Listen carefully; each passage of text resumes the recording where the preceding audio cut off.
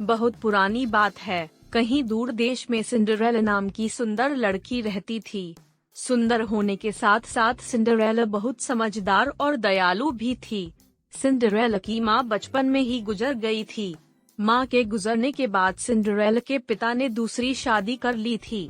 अब वह अपने पिता, सौतेली माँ और 2 सौतेली बहनों के साथ रहा करती थी। सौतेली माँ और बहनों को सिंड्रेला बिल्कुल पसंद नहीं थी। उसकी सुंदरता और समझदारी से वे तीनों हमेशा जलती थीं, क्योंकि उसकी दोनों सौतेली बहनों के पास न अच्छी शक्ल थी और न ही अक्ल।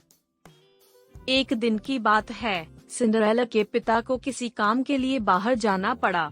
पीछे से सौतेली माँ ने सिंड्रेला के साथ बुरा बर्ताव करना शुरू कर दिया। सबसे पहले तो उसने सिंड्रेला की खूबसूरत पोशाक उतरवा ली और उसे नौकरानियों वाले कपड़े पहनवा दिए। इसके बाद उन तीनों ने सिंड्रेला के साथ नौकरानी जैसा बर्ताव करना शुरू कर दिया। वो उससे खाना बनवाते, घर की सफाई करवाते, कपड़े बर्तन धुलवाते और घर के बाकी सारे काम करवाते। यहाँ तक कि उन तीनों ने सिंड्रेला का कमरा भी ले लिया और उसे स्टोर रूम में रहने के लिए कह दिया। बेचारी सिंड्रेला के पास उनकी बात मानने के अलावा कोई चारा नहीं था। आसपास के पेड़ों पर रहने वाले पंछी और स्टोर रूम के चूहों के अलावा सिंड्रेला का और कोई दोस्त नहीं था। वह दिन भर काम करती और रात में अपने दोस्तों से बात करते करते सो जाया करती थी। जिस देश में सिंड्रेला रहती थी, एक दिन वहाँ के राजा के सिपाहियों ने बाजार में घोषणा की कि राजकुमार की शादी के लिए राजा ने महल में एक समारोह का आयोजन करवाया है। इस समारोह के लिए उन्होंने नगर की विवाह योग्य सभी लड़कियों को आमंत्रित किया है। सिंड्रेला की बहनों ने जैसे ही यह घोषणा सुनी, वे दोनों दौड़ती हुई अपनी माँ के पास पहुँची और उन्हें सारी बात बताई। उनकी माँ ने कहा कि इस समारोह में सबसे सुंदर तुम दोनों ही लगोगी। राजकुमार का विवाह तुम दोनों में से किसी एक के अलावा किसी और के साथ नहीं होगा। इस बात को सिंड्रेला ने भी सुना और उसके मन में भी समारोह में जाने की इच्छा हुई, लेकिन इस बारे में अपनी सौतेली माँ से बात करने में उसे बहुत डर लग रहा था। उसकी सौतेली माँ और बहनें समारोह में जाने की तैयारी करने लगीं। उन्होंने नए कपड़े सिलवा लिए और नए जूते भी खरीद लिए। वो दोनों हर रोज इस बात का अभ्यास करती थीं कि जब वो राजकुमार से मिलेंगी तो क्या बात करेंगी और कैसे बात करेंगी। आखिरकार समारोह का दिन आ ही गया। दोनों बहनें समारोह में जाने के लिए बहुत उत्साहित थीं। उन दोनों ने सुबह से ही समारोह में जाने की तैयारी शुरू कर दी थी। सिंड्रेला ने भी अपनी दोनों बहनों की मदद की।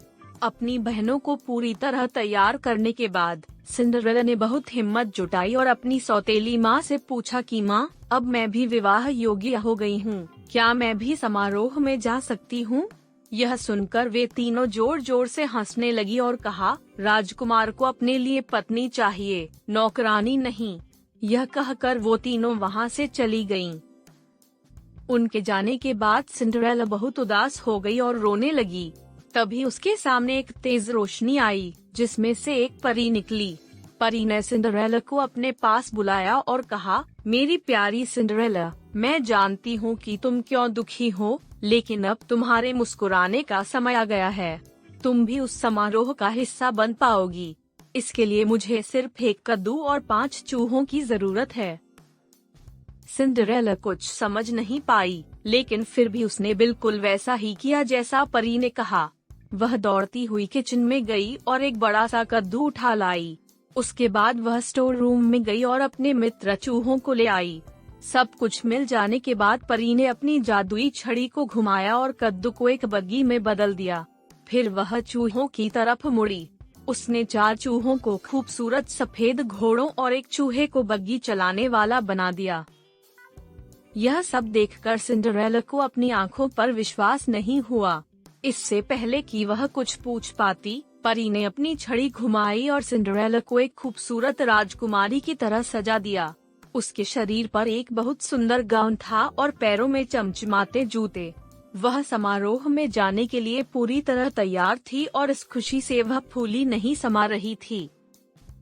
परी ने सिंड्रेला से कहा, अब तुम समारोह में जाने के लिए पूरी तरह तैयार हो, लेकिन ध्यान रखना रात को 12 बजे से पहले तुम्हें घर पहुंचना होगा, क्योंकि 12 बजे के बाद जादू का असर खत्म हो जाएगा और तुम अपने असली रूप में आ जाओगी।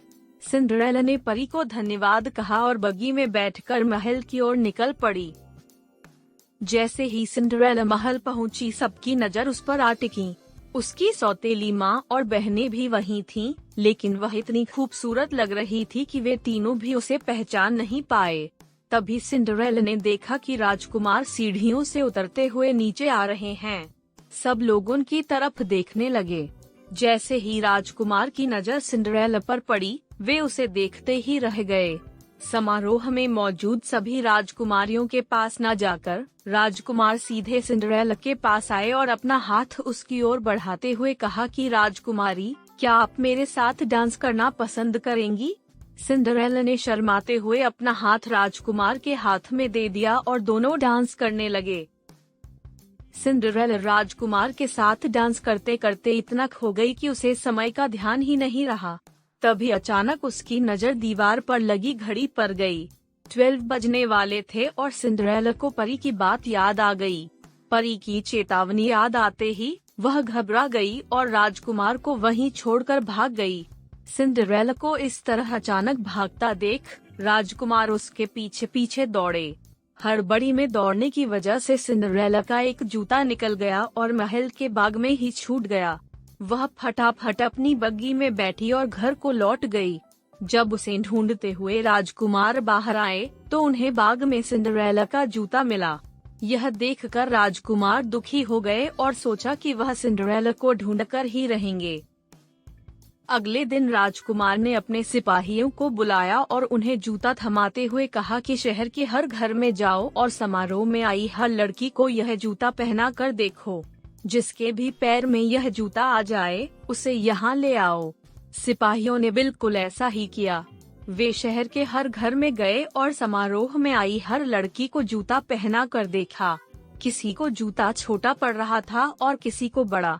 सारा शहर घूमने के बाद आखिर में सिपाही सिंड्रेला के घर पहुँचे। जैसे ही सिंड्रेला ने सिपाहियों को देखा तो वह समझ गई कि ये राजकुमार के कहने पर आए हैं और वह खुशी से दरवाजे की तरफ दौड़ी। उसी समय उसकी सौतेली माँ ने उसका रास्ता रोक लिया। सौतेली माँ ने सिंड्रेला से पूछा, तुम कहाँ चली? सिपाही उस लड़की के लिए आए हैं जो कल रात समारोह में थी। तुम तो कल आई ही नहीं थी, तो तुम नीचे जाकर क्या करोगी? ऐसा कहकर उन्होंने सिंड्रेला को स्टोर रूम में बंद कर दिया और चाबी अपनी जेब में रख ली। जब सिपाही जूता लेकर घर में आए तो उसकी दोनों बहनों ने उस जूते को पहनने की कोशिश की, लेकिन वो दोनों नाकाम रहीं। वहीं निराश होकर सिंड्रेला रोने लगी। उसे रोता देख उसके चूहे मित्र को एक उपाय सूझा। दरवाजे के नीचे से निकलकर वह दौड़ते हुए नीचे गया और चुपके से सौतेली माँ की जेब से चाबी निकाल लाया और सिंड्रेला को दे दी। चाबी मिलते ही सिंड्रेला ने दरवाजा खोला और दौड़ती हुई नीचे गई। सिपाही महल की ओर लौट ही रहे थे कि तभी उन्हें सिंड्रेला की आवाज आई, मुझे भी जूता पहनकर देखना है। यह सुनकर सौतेली माँ और बहनें हंसने लगीं, लेकिन सिपाही ने सिंड्रेला को भी जूता पहनने का मौका दिया। जैसे ही उसने पैर जूते में डाला, वह आसानी से उसके पैर में आ गया। यह देखकर सभी चौंक गए और सिपाही ने सिंड्रेला से पूछा, क्या यह जूता आपका है? इस पर सिंड्रेला ने हाँ में अपना सिर हिलाया। सिपाही सिंड्रेला को बग्गी में बिठाकर महल ले गए, जहां उसे देखकर राजकुमार बहुत खुश हुए। उन्होंने सिंड्रेला के सामने शादी का प्रस्ताव रखा, जिसे उसने प्रसन्नता से स्वीकार कर लिया। राजकुमार और सिंड्रेला की शादी हो गई और वो हमेशा खुशी खुशी महल में रहने लगे। कहानी से सीख, हमें बुरे वक्त में भी उम्मीद नहीं छोड़नी चाहिए। अच्छी सोच रखने वालों के लिए कोई न कोई रास्ता निकल ही आता है।